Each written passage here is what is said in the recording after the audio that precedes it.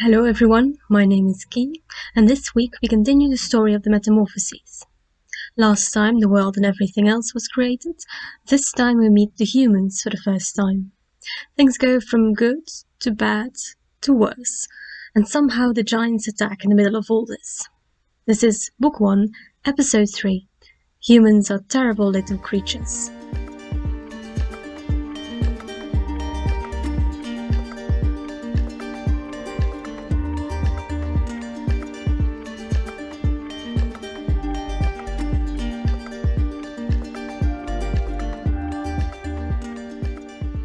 So, animals have been created. But we need something else, something with more intelligence and more sense of the fact that gods exist, because of course they want to be honored, and they probably want sacrifices too. So humans are created. How we were created seems a bit vague in this description, something with godly seed from the sky, but anyway, it is Prometheus who kneads the humans into shape, and not just any shape, the same shape as godly beings. So, congratulations us, I guess. Now Prometheus is a Titan, one of those beings who came before the gods, before Jupiter and Juno and the rest. His name literally means something like the one who looks forward, implying that he always knows what's going to happen. He won't.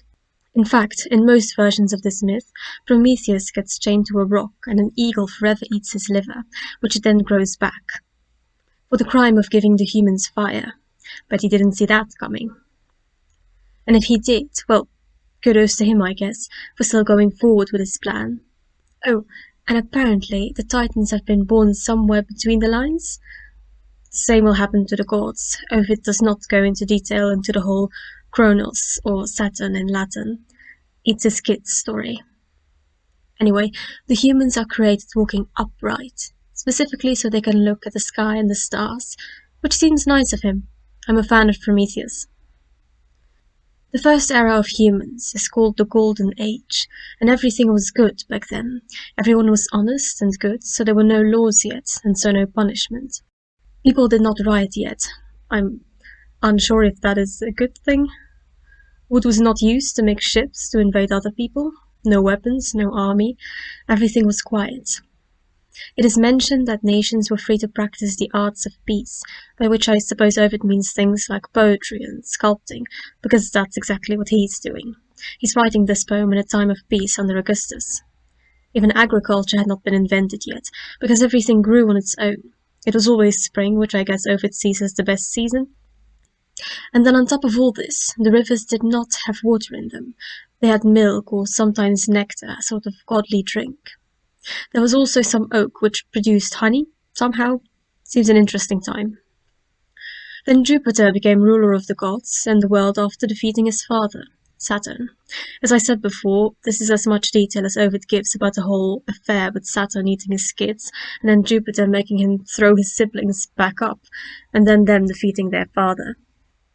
There's this famous painting of Saturn eating one of his kids that haunts my nightmares. I'll put it on my Twitter.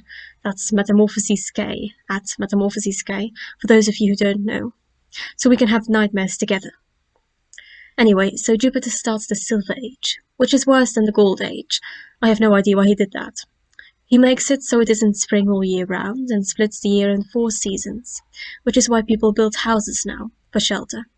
Apparently before this we just hung around anywhere. And also agriculture was created and people need to work to get food. And then the Bronze Age starts for no reason whatsoever. These humans are ready for a fight, but they're still not bad, which is all that is said about that age. The Iron Age then is when things get bad. There is no more honor and loyalty, only treachery and violence and greed. People start crossing seas and oceans using the wood of trees. The ground had owners now. People take a piece of land and say, "That's mine." Before that, things were just nobody's and everybody's. People take metals and precious jewels from the inside of the earth, and they find gold, over which wars are fought. People steal and kill. There's even a part specifically talking about stepmothers making a green, poisonous potion, thereby inspiring all fairy tales ever created. And the Lady Justitia, goddess of justice, leaves the earth. And then a sort of excursion to the world of the gods again. The giants have arrived, and they are attacking the gods. As always with the way Ovid is writing the story, it is unclear where they came from. But they're here now, and angry apparently. They had an interesting way of reaching Olympus. They took a mountain, as you do, and put it on top of another mountain, and so on, until Jupiter was tired of watching them do this or something, and shot at the mountains with his lightning bolt. And then the giants got crushed by the mountains. Moral of the story, maybe don't do that. And then somehow the Earth, named Gaia in Greek mythology, in Latin that would be Terra, who is the giant's mother, creates some more humans out of the blood of the giants, and they were also terrible, terrible little humans. Then Jupiter is like, well, that's interesting, and starts to think about a recent incident with a human called Lycaon, and whatever it is he's thinking must be pretty bad, because he summons the other gods for a council. Then there's a little explanation of what Olympus looks like, or at least the council chamber. The way to the council is the Milky Way, which Ovid says is clearly seen at night when the skies are clear, which just makes me sad, honestly. Most nights I can barely see the stars where I live. Imagine getting to see the whole Milky Way. Anyway, at the end of the road is Jupiter's house, and all along the Milky Way are the houses of the other gods. Specifically, the more important gods live here. Lesser gods live elsewhere, because I guess even for gods there has to be a class divide. Ovid then compares this divine Milky Way path to the Palatine Hill in Rome. #humblebrag. So the gods assemble in the council room, and Jupiter sits higher than the rest of them, and then shakes his head a couple of times, and apparently he has great hair. He starts to speak. He's like, I didn't really care about the giants, who had 100 snake feet apparently, but these humans, yeah, they're bad. So we should destroy them all. This seems a bit extreme, so Jupiter explains further. He says a lot of things have been tried to stop these humans, but it didn't work. I'd say he was lying here, except he swears on the river Styx, and those are serious oaths. Jupiter is concerned for the other creatures on the surface, the nymphs and fauns, the nature gods. Given what happens in the rest of this book, I'd say these nymphs should be more afraid of the gods than of humans, but my opinion is not asked. And apparently one of these horrible humans is Lycaon, who somehow set a trap for Jupiter himself. The other gods listening are affronted by this. How dare he, to a god, and to Jupiter himself? And now a short message from Ovid's sponsor. It's Emperor Augustus. Ovid takes a couple lines to express disgust about the people who conspired to kill Julius Caesar, or maybe it was an attempted attack against Augustus himself. And then back to scheduled programming. Jupiter calms down the other gods and starts to tell the story of Lycaon. Jupiter starts by calming the gods down by saying, Chill, I've already punished Lycaon. So what happened? Jupiter had heard of Lycaon, and the things he had were not good. Jupiter apparently believes in the benefit of the doubt, because he decides to go see for himself. He takes a human form and goes down to Earth. He goes to Lycaon's house, and for some reason decides to send some divine signals so people know there's a god. One could wonder what the human disguise was for then. Good thing you don't have to wonder. I know the answer. Probably it's got to do with humans not being able to look upon gods directly, which will become more clear when I tell the story of Bacchus's birth later in this podcast. So Jupiter sends some signs, and people start kneeling. Only Lycaon is like, I would like for this man to prove he's a god.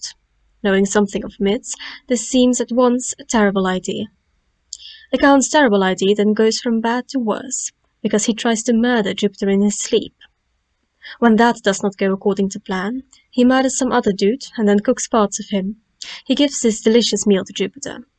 Now, my stupid question here is, why would gods be angry at being served some human meat? It's not cannibalism. They're gods, not humans. How is this different than any other animal? Anyway, Jupiter is angry and sets the house on fire. Lycaon flees, and somehow in the woods he gets transformed into a wolf and lives happily ever after, as a wolf. And this is why humanity must be destroyed.